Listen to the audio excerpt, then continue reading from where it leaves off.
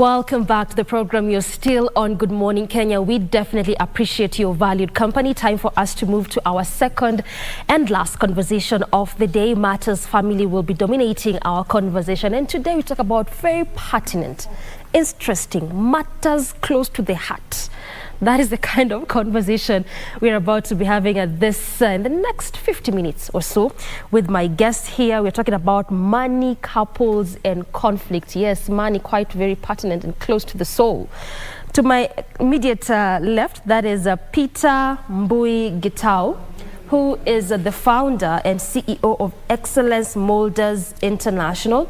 Right next to him is Masi Chege Mwangi, who is the program coordinator at Excellence Molders International. We were just saying off cuff how we were in sync. Someone sent a memo and the memo came right on time. Right. Yes. Right on time for this conversation. Anyway, good morning. How are you doing, lady and gent? Good morning. Morning to you. You're well relaxed, good, ready for this conversation? Yes, we are. We have some good time for this conversation. Sure. Let's start actually by understanding Excellence Molders International. This organization, what does it really deal with? What is the mandate? Let me start with you on this one, Peter. Okay, Excellence Molders International is an organization that came into place in the year 2014. And our core mandate is just to assist people get the most out of life. In context to, we do trainings, we do coaching, and we do mentorship. So that's our core mandate, just helping you get the most out of life.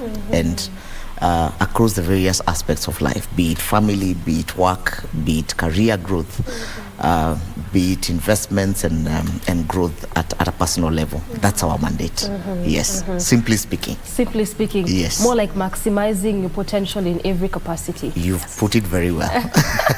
I got your point. Yes. Masi, since 2014, quite some time. What has been the gains made? Okay, the gains made helping people get the most out of life. You know, let's say, like today we're talking about finances. Yes. And you don't know what to do with yourself. Probably you just think you just need to be employed, go to work, and earn your salary and go back. But when you're talking about finances, you can dig more deeper from yourself. How do you do that? By us, we help you tap into your other abilities, your gifts, your talents, and even other ways that you can bring another income as you continue with life. Yeah, so since 2014, I know we've impacted quite a number of people. I'm a beneficiary of the same. Yeah, so right here, this is not what I've done all my life. I've always maybe been in the, people know me so much in the automotive world. I never knew that my helping profession can even do more, even in the financial field. Yeah, you see, so it helped me tap in more of what is inside me. So just getting out what is inside you and bringing it to use. So before becoming the program coordinator, you are actually one of the beneficiaries. Yes. of this program. Yes. And just as you say about people maximizing potential, so then that this cut across regardless of age, it actually does cut across. It doesn't. Age is a number, and if actually I really like talking about that, about age, because as a parent, it is all about transitions, and we have to learn about our children's talent when they are very young. Like probably maybe I can share this because it is close to my heart. Yes. I have a son who is 16 years old, and I realized when he was very little, whenever I used to, during Christmas, used to buy them nice toys. He always used to ask for a musical instrument, a piano, a guitar, and used to buy the toy ones, right? And I missed out something, because when he was in class 8 and we were supposed to select a school for him, he was looking at, Mommy, look at the school that offers music. Do you see, I missed out that talent in him just from what he was asking when he was little. So I didn't nurture that talent of him wanting to do music until now. He was years later when he was in class 8. So that's why we're saying it is not about age. We can start doing it as when they are as young as possible, until it doesn't matter what age you are even today. Even if you're 40, 50, you can still get something out of yourself. Now you see why CBC is really quite the conversation out there because this kind of curriculum, you can't really quite miss some of, Yes. this detail here and there. But now let's come to our topic of the day, money, couples and conflict. And what I just want to get from you, Peter, is first of all, when you look at issues or matters that would lead to either divorce or conflict or even relationship breakdown, where does finances fall? Okay, that's an interesting and very broad question.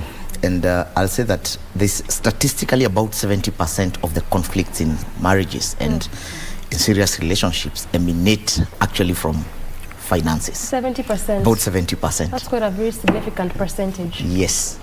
Why? Because number one, as Mercy has correctly put it, we did not actually even manage transitions right from the time we met as a couple. The whole conversation about how this couple came into existence is also a whole other different conversation that we need to have. Then we did not sit down to say, now we are planning our lives. So how are we actually going to finance our lifestyle? So when the perception is, and you'll agree with me, that many people think by the time I'm getting married, I have my income, then I'm getting married to this person who is also working. So the expected normal outcome would be that now we have double the amount of money. So now we are good. We are good. But what happens to many of us, you realize that, alas, what we thought is not actually the case. We did not double our income by the fact that we just moved in together because we thought we were paying 2 rents, we'll now be paying 1 rent. So we never sit down to actually organize, plan, coordinate our finances for the future, for the future. And subsequently then things start happening. We now start moving into the various levels within what you call the financial life cycle. The financial life cycle basically defines our life in terms of finances. Where will we be at various stages? So the time I'm single, I am living my life in a certain way. Then I move into an age where now we are basically a young couple. What are the things that we need to be doing with our finances? This is the time when I like saying we even consult on the brand of salt that we are going to actually be purchasing in the house.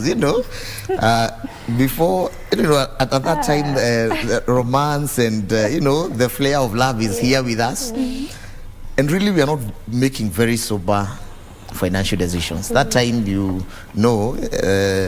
is a time. I remember the other day my wife telling me we used to go out every weekend, and I could go on a weekend bure.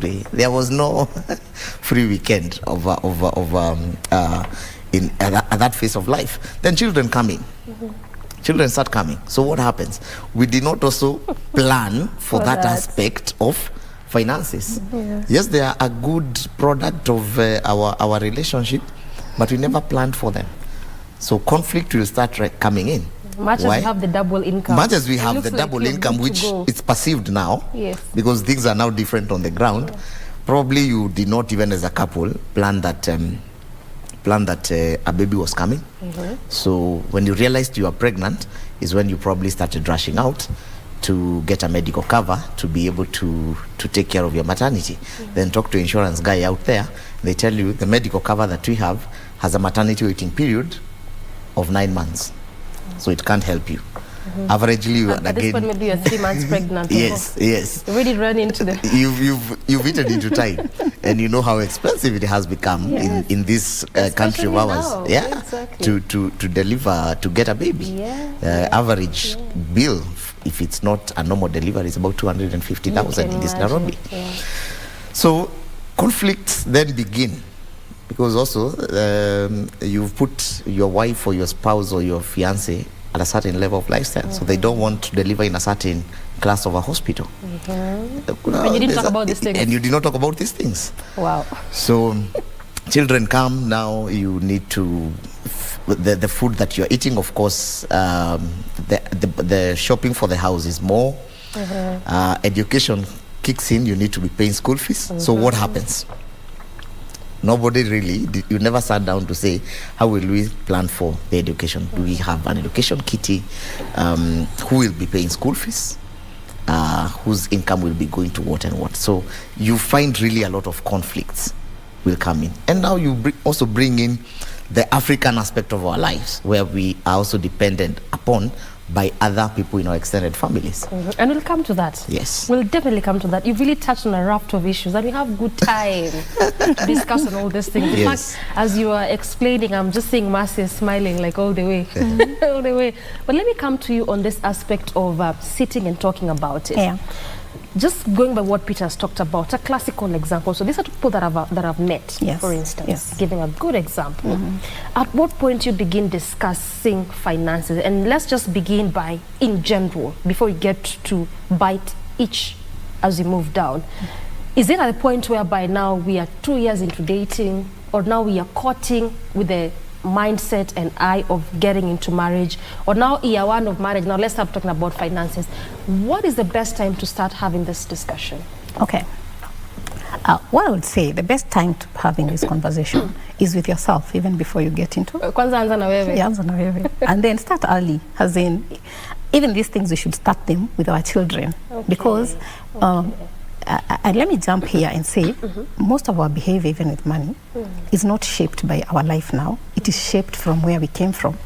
And I'll tell you for free that not that everyone did discuss about this. Most people discuss even when they come together. But discussing and writing things and doing things is one thing.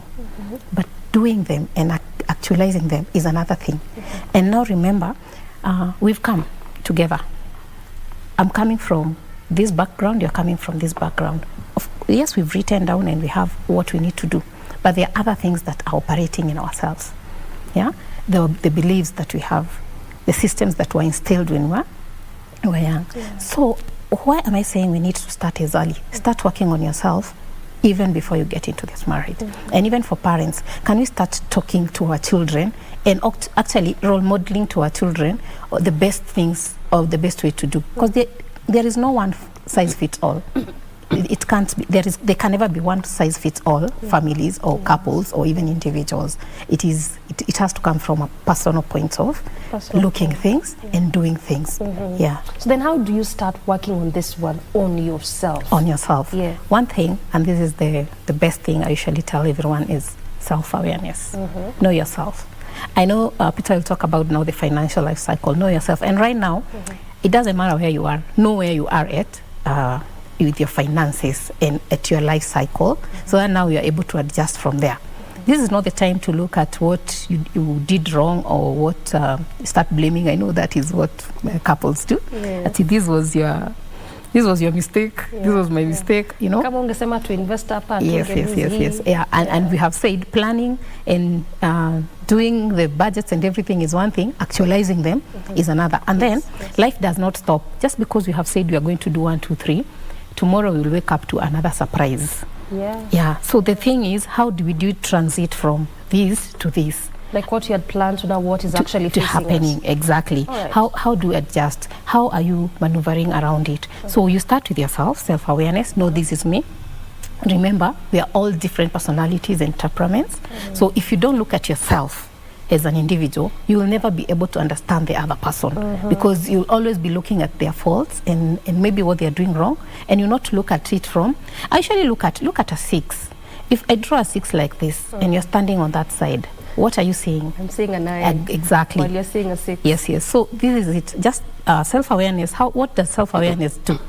It makes me understand I can see a 6 and I'm right. You can see a 9 and you're right. So this is it. I'll have to make you see my 6, and I'll have to humble myself and see your 9, and then we realized, okay, this is what I'm seeing, this is what you're seeing. How do we then sit down and work this around and move on as a couple? Yeah. So first of all, begin by understanding who you are. Yes. Understand your temperament. Yes. Understand what triggers you. Yes. Are you someone to save or panic buy? Yes. And these things that we're talking about in terms of self-awareness. Yes. All right. Let's now come to these cycles, because I want to believe they inform even that bit of understanding yourself. What are these and what do they entail? Okay, this basically just like the way we were studying about the butterfly when we were young, and how in primary school. In primary school, and how it transitions. It's also important for us to understand ourselves from that aspect in terms of our financial patterns, or in terms of our financial growth, so to speak. So, and we start with the first level, which is basically, we say when you are young, you are basically a dependent. Our children today purely depend on us 100% for everything. Then you move into the age where you are now a young adult, probably just after college or within college, when you're making your small money here and there. Then you move into the next phase of life where you have your first or second job thereabout. You're now starting to make clear, concrete decisions about your career. Around this age, probably you're also dating, or you are courting, and you want to marry. So what are the things that you should be doing at this phase? These are foundational areas of your finances. So what is that you want to be checking? What is those kind of investments that you should be taking? At this age, you are young, you can afford to take risks. So when I find somebody who is in their 20s, advise them, take a high risk, calculated risk though, investment. 20s is broad. 20s, let's say now 20s. Between let's say before you hit your 30s. So just in that space, take risks. You can yes. Your body and your whole money can accommodate. One of my mentors always used to tell me, Peter, before you are 35, make all the mistakes. And she used to tell me, you have time. So by the time you are now hitting 30s, you have children, you have young children. Here you need to be making a lot of now very solid conversations and decisions. Here you are needing to have a proper plan for their education. You are needing to be thinking, where am I going to settle my family? By the time you are 30, 35, 40, in between there, you need to have a clear plan on where you are going to settle your family. That's in terms of owning a home or something. At this age also, what happens is that bills spiral out of control if you never took good care of your money, if you never invested and saved within your 20s. Yes. Why? Because now you have 1, 2, 3 children in end of primary, almost now transitioning into high school. And I'll tell you, you'll never find a harambe being done for children to go to primary school. At this time. Yes, and at this time you don't call people for such. Jipange. Yes, unless it's something that is out of control. Out of control. And therefore you get now to the age of your 40s. In your 40s is where it's an age that we call accumulation, and towards your late 40s, early 50s, you're also now doing what is called consolidation. But basically at this age, you're doing a lot of accumulation. You're doing proper investments. You are at this age, you should actually be owning a home where you're going to settle your family. We're also saying at this age, 50. yes, just around in your 40s, you should be able to do that. So that by the time you get to your 50s, you now start doing what is called consolidation. Consolidation is now where you don't get excited about opportunities to invest and make money. People will come and tell you, oh, there's quail business. I don't know, people are going where and doing what. It doesn't excite you because you have a clear plan. You have made money, you have made investments. Now what you're doing is consolidating. Those pieces of land that you bought, I don't know, in Isinya, another one in Rimburuti, another one in... You're now starting to say you cannot settle in all these places. So it's time for me to dispose of some of those properties and actually consolidate my property in an area that I have an easier span of control, so to speak. So you make those solid proper decisions. At this age also, remember throughout you should have been making plans around your retirement. So then, let me just butt in on that one. So then if you're saying at 40s, at 50s, you need to be thinking about consolidating. Yes. At least also make sure that you are owning a home, or you're thinking of one.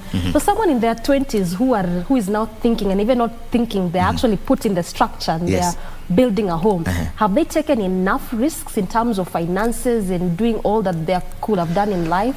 Or are they running too fast ahead of their age? I'll say they are doing the right thing. Okay. There's always a smart kid on the block. Yeah, so it's actually advisable if you can do these things at the earlier. This is just the normal life cycle that defines that at this age this is what you should be doing. But basically you can do it before, because you also have in this time and age guys who are younger and making a lot of money. You'll find people who are in their 20s earning 3-4 million shillings a month.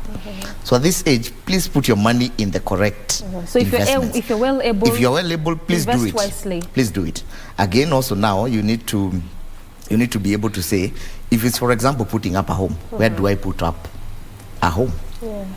I have had an experience of putting up a home in Nairobi, and I'll tell you one of the mistakes that I think I did in those years is deciding that my first home would be built.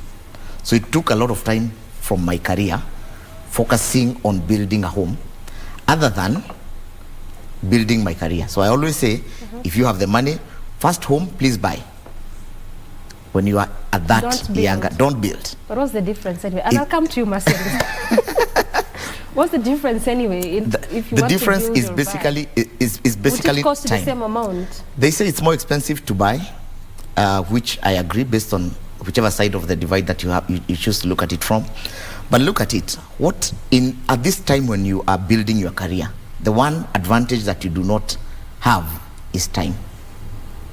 Okay. Because there's a lot of demand on your time at your workplace and building your career, be it your side business or anything else. So this time, basically, you find many people take time off their schedule and off their careers to go and concentrate on building. I did not say it's bad. Lazima ukue hapo. Unless you now have the money to go and pay a contractor and who runs end to end with your project, then I would highly advise that at the earliest, that your first home, please buy. Why? It is not your dream home. Your first home will never be your dream home. It's just something you're buying for convenience. Who said? I'll give you an example. One of my clients the other day called me and told me, Peter, I've gotten a new job. I've moved in from earning 250,000. I'm now earning 500,000. So me, Peter, let's have a sitting. And so we had a sitting, and he told me, Peter, I want to buy this home, about 13 million. I told him, well, that's good. Where do you want to buy it? Somewhere off, just slightly a bit out of town. And we sat and had a discussion, and I told him, will this be a home for you now, or is this a home for you in the future? Because you're living and working in the city. So why don't you purchase a house that is somewhere a little bit nearer, that makes a lot of sense to you? You do not need to commute 40 minutes an hour to come to work. And knowing very well, right now he's single, in the next few years you have family and you have children and you'll need more space. And that's not where the financial problems might come in. Yes. So, and we agreed, and after he looked at it, he told me, Peter, you've made a lot of sense. I'm actually not going to. We actually had a discussion with him yesterday. And I was telling Peter, actually, after our discussion, it made a lot of sense. I'm actually purchasing an apartment other than, first of all, building, because I will not, the house I'm buying now is not my dream home. It is just but a home that enables me to push life until that time when I'm now able to make concrete decision about where do I want to settle my family and that kind of a thing. I hear you. Yes. I want us to take a very quick break, but when we circle back, I want to pick it up with you, Marcy, particularly on the role of family upbringing in terms of even how you use your money. Peter has really given a very good example that you have young people in their 20s right now who are making good money. Really can't be necessarily in millions, but just some good money. But they don't know what to do with it. They're like, I want to live life. Live large and enjoy. So what does the role of family play in this? And even as talk about that, I want you to also marinate on the issue of debt and savings. How do you go about it? At what point do you converse around this issue? All right, time for that breather. We're still having this conversation on matters of money, couples, and conflict. We'll pick it up on the same note that we left it after this break, so stay with us.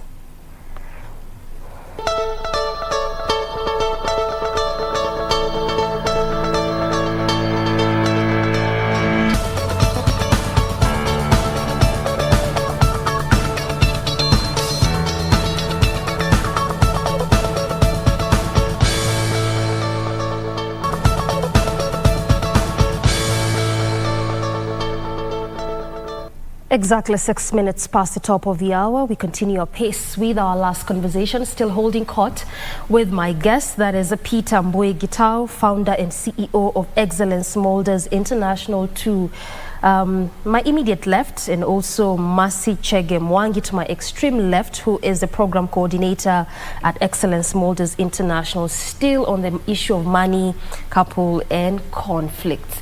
Now, before we took that break, I wanted to pick it up with you on the role and aspect of upbringing. Peter raised a very good point there, that you could be in your 20s, 30s, you know, still fairly young, making some good money, and you're thinking, it's time for me to enjoy, time for me to live large and live life. But what is the aspect of investment, even as you're looking into perhaps, you know, getting into marriage, and what role does family and upbringing play in all this? All right. Yeah. Thank you, Doreen. Let's start by the family itself, the setup, where you grew. We are a product of our environment, where we grew. And some of these things we borrow from our parents and the people we used to live with. So even some of the things we do, some of them we don't do, we do them subconsciously, as in they were like programs that were instilled. I usually say a child is like a sponge. They observe, they absorb everything they can see. And even worse, they're more of looking than hearing. So what the family is doing, it's not what they see. It's what they see that they will implement, not even what is said. Yeah, for example, I shared a story about when we were young, our dad used to come home with meat, to buy meat. So even when I grew up and I got married, almost every daddy does that. Yes, so it was like, it's my husband who will buy meat. But you see, because that's what you grew up seeing. And you see now, what it did, it can bring a conflict in the financial part. Like maybe I'll start asking my husband, buying kinyama? You see now it is coming to about buying. But now, you see, I didn't know why he was doing that. This is what I understood. For me, I'm like, I just want to see him come with meat, just like the way my dad used to. And probably him, where he grew up, he never saw his dad buy. So he will be waiting for me to come on the table. The wife is going to cook. Are you getting? So now we are talking about conflicts. Now this conflict was born from things this person saw when they were very young, actually very, very young. So going back to it, the reason maybe he used to do that is because there is a kind of quality he used to like. Maybe we were staying very far from a butchery. But now in my life, in this life, it's a conflict because we'll be like, we were buying, as in you don't do this. And we start fighting around, you're not like my father, you're not like, are you getting? So this is where the family comes in. Everything that is done in the family affects us in the future without even us knowing. So you were talking about the aspect that you're in the 20s and you're chopping money. Probably some of these things, like what Getao said about they used to go out every Sunday. Maybe the kids used to see our parents take us out every Sunday, and that child will grow with that thing just every Sunday. You see, it's like a program. So this is where I was talking about, even as you grow, and you have to first get self-awareness, and also deal with the things that you saw and interrogate them. Now, until I sat down and asked my dad, why did you used to buy meat? And now he started saying, and this you're asking already married? Of course, and an adult actually, after even having the conflict, probably, and it's now self-awareness. I'm like, no, why was he buying? And then now you find out it had nothing to do with money. But in this marriage, it has brought money issues. Yeah, it's just because of what I saw. So again, it's most of the things is what they saw. Is what they are doing now. Yes, so you'll see somebody chopping money and you'll ask them, hey, what is happening? As we used to. And until you ask is when they realize, oh, as we used to. So even when he was doing, he wasn't like knowing what he's doing. Yes, and I usually say a program is like, if you print a letter and then you have a mistake, an error, and then you start rubbing, you rub on the paper, and then you want to correct, then you go and print again without correcting the program. Are you getting? Without correcting it on the machine, you will print the same thing. So there's nothing you're doing. There's nothing you're doing. So you have to go back and look at maybe how I was raised, see what you can adopt, see what you can drop, and now start understanding, now this is me, this is this time. I'm married to this person who is gets excited when they see money. Now that is the aspect of family. And now as you move as a couple, you start now also knowing what do we want to pass down to our children. The culture of saving. How do we involve them in decision making when it comes to money? Do we sit down and say we want to buy A, B, C, and D? And again, you talked about investment and savings. It's very good to now again realize in any kind of savings, you have to have like 3 kinds of saving. We'll come to that. Just hold on that Right. thought. Okay. Investment and saving, because Yeah. I want you to elucidate further on that issue of upbringing. Why? Because it's just one of those things that you realize in our day, age, and time. You quite come across it. Yeah. Kwetu, vitu zilikuwa zinafanywa hivi. Yes. When I was living in my parents' house, someone would say, Mom will do this as Dad is doing this. Yes. Just from your example, Yes. Dad will be bringing meat as Mom is cooking that meat. So you realize in good number of marriages these days, there's the aspect of unlearning, relearning. Yes. At what point, or what exactly do you need to know that now this moving forward, much as for 25 years of my life, I have known this. On my 26th year of being married, you know, for example, this is something that I now need to shun away, because based on the person that I'm now beginning to live with, it's not how they used to do things. How do you start doing that which you've learned for almost quarter of your life? Yeah, I can tell you, it's one of the hardest things that you have to do, working on yourself. It is never an easy thing. And when it comes to marriage, I usually see that people usually go for premarital counseling and actually maybe therapy sessions before you get into. These are the things that are addressed there, because you have to start now addressing things that might pop up in the marriage, and that's where you need to discuss these things and deal with them, because as you have said, you're coming from different backgrounds. Exactly. Yeah, so sit down, and again, it is okay to invite a financial analyst. That's what Peter does, as early as that. Yeah, so that we can analyze where are we, and when you're doing that analyzation is where you pick those things. Oh, this I thought it is done like this. Oh, this I think, and then you start working on yourself. Yeah, it is not easy actually, going back and undoing and learning, relearning and learning new things. Yeah, it takes time, but it is doable. But if you're willing to, yes, you can. Yes. So then how do you manage that aspect of expectation? Because also from what Mercy is talking about, I'm reading a lot of expecting that I did things this way. So I'm also expecting that you need to be understanding, you know, as a spouse. How do you then manage that aspect of expectations in these relationships and marriages? Okay, I like to look at it from this aspect. And at times we've had a tussle at times with my wife when I say love at times becomes one of the least important ingredients in marriage. It is actually one of the least important ingredients. I say there needs to be understanding, there needs to be trust, there needs to be compromise, and there needs to be love. Now, people are coming in from a mindset that has been placed in them for their entire life. As Mercy was saying, Dad used to do. Yes. My mom used to do this. So our family, this is how we do things. So unfortunately, even in the premarital classes that happen today, finances are not adequately addressed. So people leave a chunk of people will discuss all other things in regards family, you know, expectations, sex, children, you know, but they leave out the part that is important in this thing, being that we are living in a world where money is the mover. So the center. The center of making things happen. Yeah. So that being the case, then we forget to now also handle that transition very well. So we transition into marriage life with an expectation of singlehood. So you are on this side of the divide, yet in terms of where your mind is, but physically and in life you're on this other side. So there will always be conflict. That's why people will argue around very basic things in marriage, and actually they then become a conflict area in that relationship. And it's because, as you had asked a question earlier, when do you start discussing money in a relationship? Please start this discussion when you meet. From like the onset. Don't be scared. Yes, at the onset. You know, someone will say, you're going too far. We are still here. No. Please handle it there.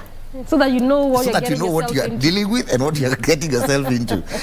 Our chairman the other day was telling us about a gentleman who actually had this kind of a big was a big talker, and he's met this lady and they have fallen in love and they are planning a wedding.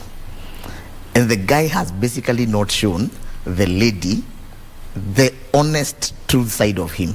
And it happens quite a lot. Yeah. Once siku hizi tunaita kanairo in Nairobi yetu hii, you meet somebody who's always telling you big things, you know, I was with Sijui who, I will be hanging out with somebody at the parliament. Yeah, yeah. Now, so you who is coming in with a lot of excitement that you're going to get married to this guy who is doing very well. And at this point you began building the expectations. And you build an expectation. Okay, so because this weekend he had a gig and he introduced you to Sijui, which politician or which big business guy, you think this guy must then be living the life. Until you now get into marriage and are living together. Then you realize, okay, this guy didn't have what he was claiming to be. The same thing with our beautiful ladies. Some of them will actually come off rich themselves. And by the time you are getting into a relationship, this man has an expectation that this woman is doing very well. We are coming in together. We are, because right now it's actually two-sided. Yes, we are putting our plans together and merging and moving forward. Then you meet, this person is not even a shadow of what they have been telling me about. So if we do not discuss these things early and place and remove expectations and bring reality, that I cannot afford to put you up in a house that I'm paying a rent of 50,000 in the kind of estate that you want, but I will afford to put you in a certain estate where we are paying rent of 15,000. So we discuss that thing so that it doesn't get to be a conflict point earlier on in, later on in life. Yes. So I think the most important thing is that at the earliest, can these things be brought out? Can these things be discussed? Can this, you had better deal with the problem now, so that you know, wenyewe, I love this guy and I'm going into this thing knowing this is the kind of person he is. Exactly. Other than getting ukombele and realizing this is actually not what I thought I was actually signing up for. All right, I hear you. So then, Mercy, just also picking up from that particular point, is it also very safe and wise to again discuss paying of bills? Because then, take a very classical scenario, just as Peter has rightfully put, on the onset, that you've met maybe a week or 2 weeks later and be discussing these things. But then imagine you're asking someone, so in the event we marry, I'll be paying rent while you're paying for food. So then one thinks, okay, ndo tumeanza tu. We are still trying to know ourselves. Where have you got to the point of when we marry, you'll be paying rent while I'm paying for food, you'll be paying school fees while you're doing this? When is a good time to discuss paying of bills? Because from what Peter has said, it actually could be a very big cause of conflict in families. Right. I like what you have said from the onset. And I can tell you, there are so many people who do that even from the onset. They say this is what you're going to do. But again, we say this is the time where you're consulting about everything. So even paying bills is not a big deal, and you're all earning. And so it starts well. But life is happening. And this is when we talk about transitions. Things start happening. Yeah, we've come, you're working, I'm working. Even if you tell me to pay the rent, even if I'm the lady, I won't feel anything. But as time goes, we forget about transitions, and that's where issues come. You have to always evaluate what is happening in your life. You have to keep on looking, this is what we said we are doing, how are we doing? Yeah. And remember, we make so many mistakes, especially financial mistakes. Usually, this is a topic that is never taught even in school. So we are learning while we are doing life, right? So as you are doing this, watch out for the transitions. We were working together. We didn't have a child. The child has come. It's the lady who is going to go for leave. She's the one who is going to do what? At this point, some things have to shift. But you see, we forget that it is a transition, so we don't shift, we don't do what is supposed to be done. So instead of now addressing the issue, we start opening up wounds maybe that were covered before. This is when now your childhood issues start coming. That's why we said you start dealing with yourself. Yeah, the self-awareness. The self-awareness. Even when you're going through these transitions, you know, this is happening to me, so we need to have an open conversation. So the first thing is, how do you communicate about money? How well do you communicate about money? How is your 6 and your 9 working? Are you able to come and realize, okay, at this time, I think you need to take a break from work. I'll take the big chunk of bringing in the money as you take care of the child. You know, these deep conversations, they are very important. If they are left unaddressed, that is where conflict starts. And one person will start feeling overwhelmed. Yeah, and then there are other changes that happen along the way. Someone has lost a job. Yeah, you know, so many other things, and we all experienced COVID-19. How did people transit during that area? What happened? So many breadwinners lost their jobs. Yeah, so how are they able to adjust and be able to manage? Yeah, so it is a whole thing about how do you communicate and how aware are you about yourself, where you are as a person.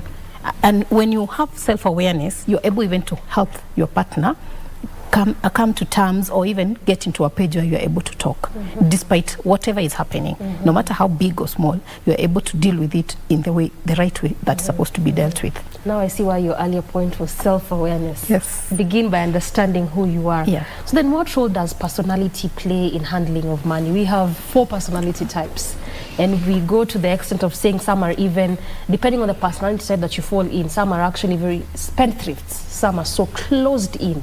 What role does personality play in how you handle money? Okay. It's interesting when you now talk about money in a relationship.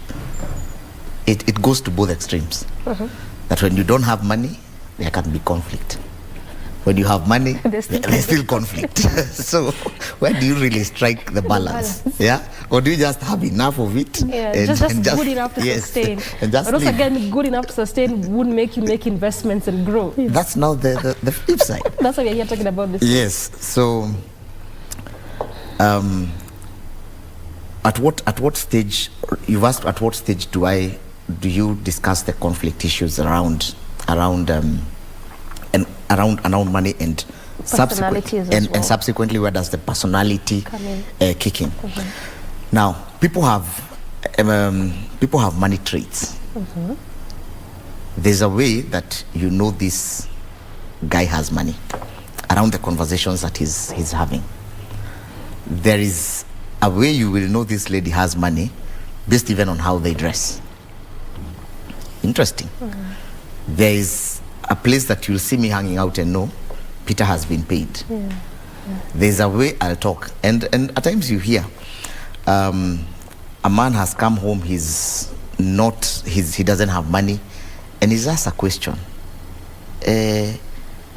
Probably let's use an example that has been used over and over again of your wife asks you for money to buy a matchbox, and you simply vent back and say, kwani siku hizi mnakula viberiti? You know, and you can imagine. Way you respond. Yes, there's a way you respond that the question that you are answering is not the question that you have been asked. Yeah, it's just answering very direct. Yes, you are answering another question of the state of mind around the question that you have been asked. So you are actually trying to say, I don't have money. So how do you then define this how do our traits, our personal traits affect our money habits? And that's now where you as a couple need to have this discussion and decide who even takes care of our monies. Who, because there are men who, when money, yes, who is a good guy in managing finances, who is a good person in terms of looking for the money. So and how do we then marry these two and make our family move forward?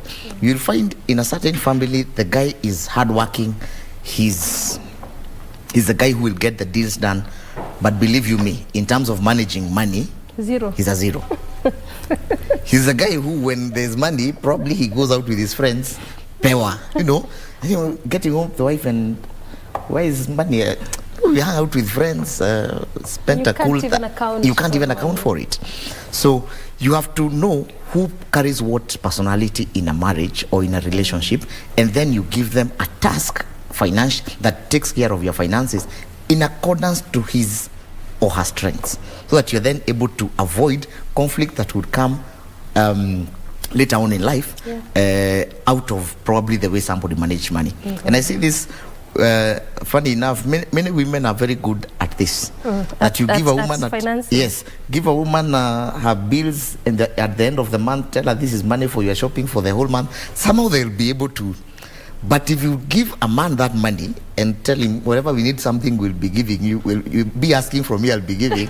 Itafika 2:15, and you realize the guy has no money. Exactly. Yet if you give this money to the lady, she would have managed her household for the entire of the month. So money traits around various personalities is key, and that is actually one of the things that we'll be handling in an event that is coming up on Saturday. On Saturday. Yeah, of course, yes. when we get to the point of winding up, we'll talk about that particular event on Saturday. Yes. But then again, even as talk about personalities, Mercy, so then at what point do you decide, basically from our monies, this is now what will go to this will go to investment, this will go to savings, this will go to this, because there's also the aspect of what amount are we giving to our extended family? Yep. You know why? You have families whereby either firstborns, depending on the bonds, it could even be lastborns, but they're the ones who really have been supporting the family before they got married. Now you are here in marriage and you realize you are now responsible for now somebody else. So do you continue offering this support to either your mother, as it were, your siblings, paying fees, and how do you balance it out now the new person that you becoming? All right. What happens in this area? You first do a financial analysis, and you know where you are at, and then you do a planning that will help you do a budget. You allocate everything, including what you give, and this is the point where some things you have to say no. Even no, somebody told me no is a complete statement, so it's a complete answer and it's a complete sentence. Yeah, so you will be able to know this is the money we have allocated for giving our extended family, as in you will have a plan. So it is no longer going to be a conflict inside the marriage. And also at that point you're even able to explain even to the person who is receiving, we at this point this is what you're able to do. So after you know where you are, and sometimes we usually think we don't have money, but I'm telling you, after you go through the sessions, you will be even be given tools that will get you shocked. Yeah, a place where you need to like record everything you use every day, and you'll be shocked. Hey, I had all this money. Yes, and you will understand. Out of that, you will have money that you can put aside and do something else. Yeah, so it is basically about sitting down, doing a financial analyzation, doing a planning, having a budget, and moving together the open conversation around money, and also how do we deal with everything else, giving. It's always good to make sure you do everything in the society, even giving back to the community. But you can't wake up and you are the philanthropic guy who gives out. You're making money, so yes, so you just chop, we call it chop money, and if somebody needs you who did pewa, it is not like that. There is a budget for that, and maybe when you exhaust it, maybe it's a monthly budget. Yes, there is a point where you will just say no, for this month you are not able to do this, and then you want to jump it on that one? Yeah, probably just to add on something.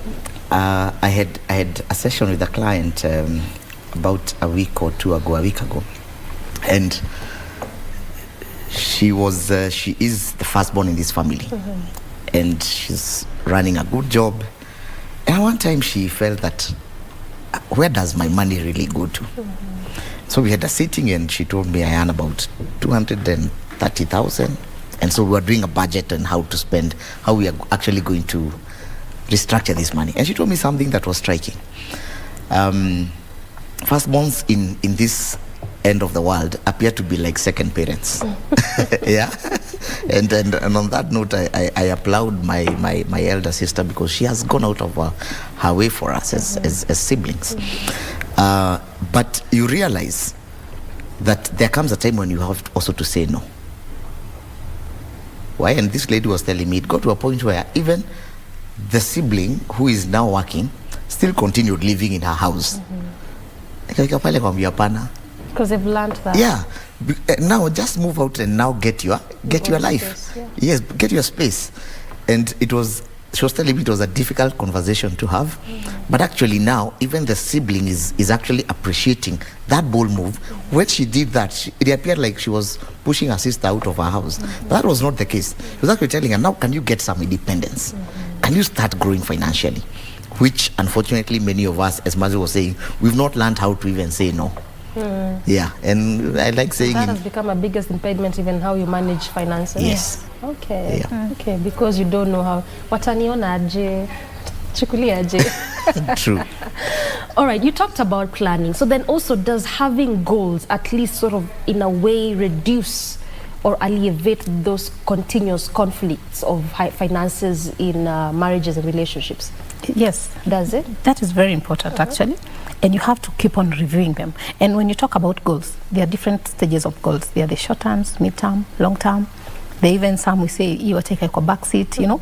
Yes, yes. And you continue, you have to review them. You have to see what you're doing. And also planning.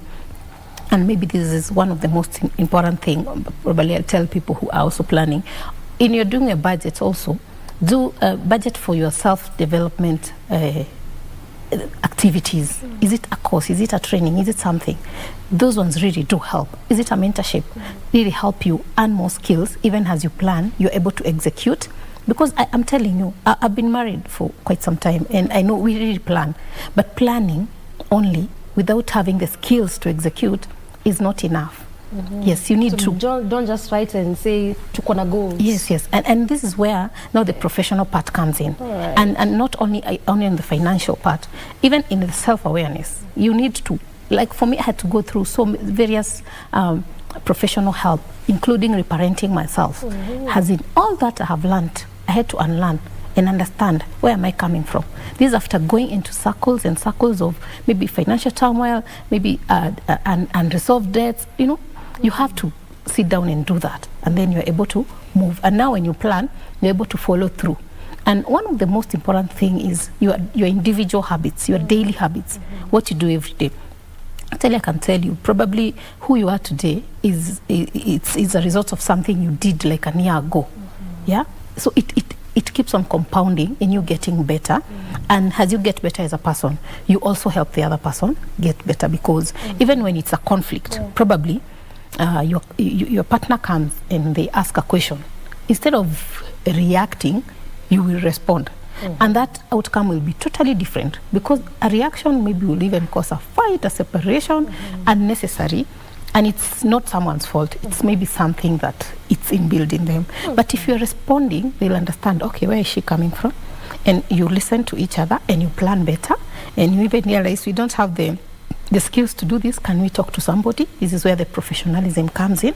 Can we even seek help? Can we even reach out to somebody? And the planning gets better, and you get better results every time you do that. I hear you. Yeah. Peter, the aspect of debt, one of those big challenges, and sometimes you don't even know how to converse around these issues. Where do you start from? How do you even tell your spouse, I borrowed this amount to invest here, I borrowed this to give it to someone? How do you start on this issue of debt? Debt.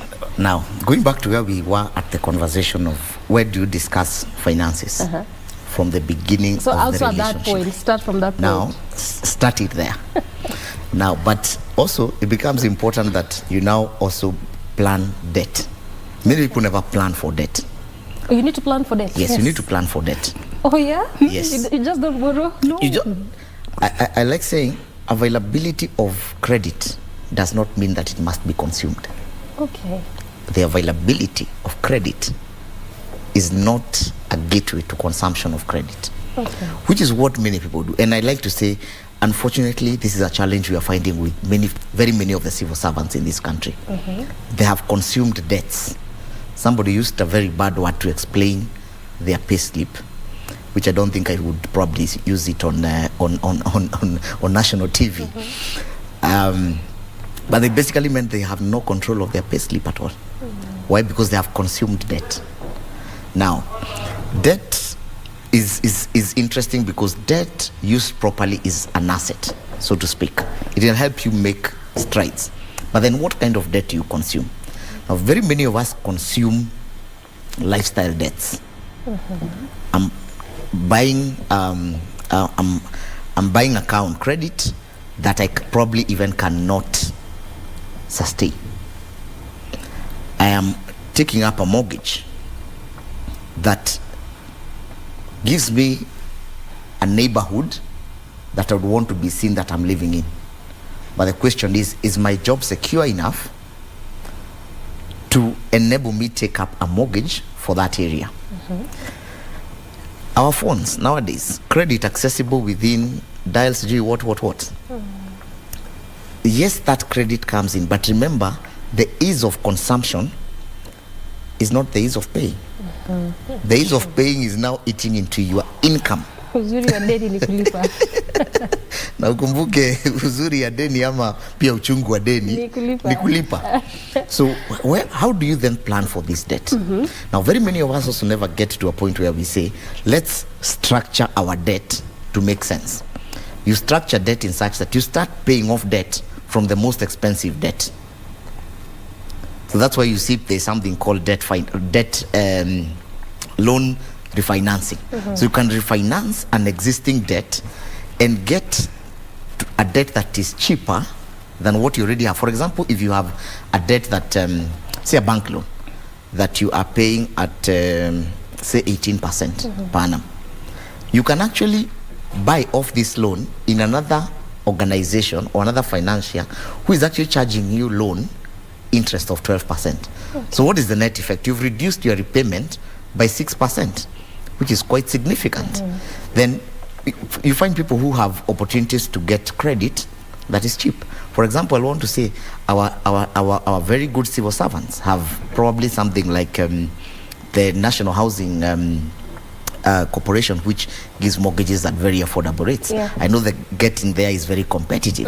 But really, you find many people going now to banks to actually take up credit to purchase a home that is more than double the interest rate that National Housing Corporation, for example, gives. And if you're just to be a little bit patient, you probably will land yourself a house there. So it's important that you also ask yourself, by the time you are consuming debt, for what purpose is this debt?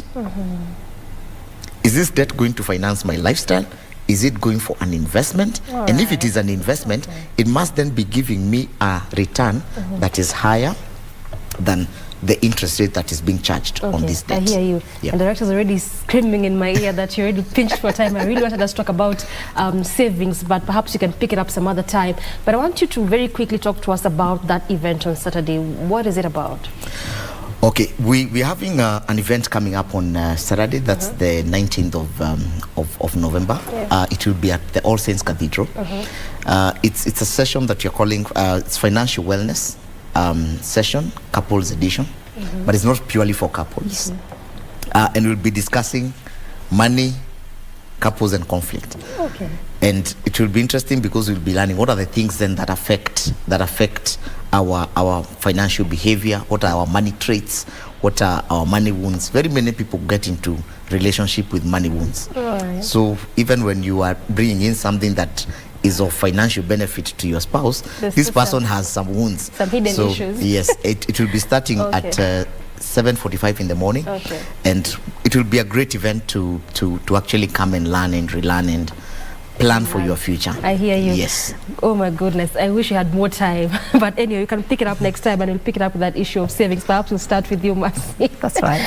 On that one. But anyway, many thanks for making time, just at least helping us understand the whole idea of couples and conflicts and what people really can do, whether couples or not. There's still lessons to learn when it comes to finances and managing of it thereof.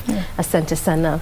I have been speaking to Peter Mbui, to my immediate right, Peter Mbui Gitau, who is a founder and CEO of Excellence Molders International. Right next to him is Mercy Chege Mwangi, who is the programs coordinator at Excellence Molders International, of course, talking to us on issues of money, couples, and conflict. Good place to end Family Check this Monday morning, and we thank you so much for making time for us 6:30 all the way to just about 20 minutes to the top of the hour. From me and on behalf of the entire team, Asante Sana.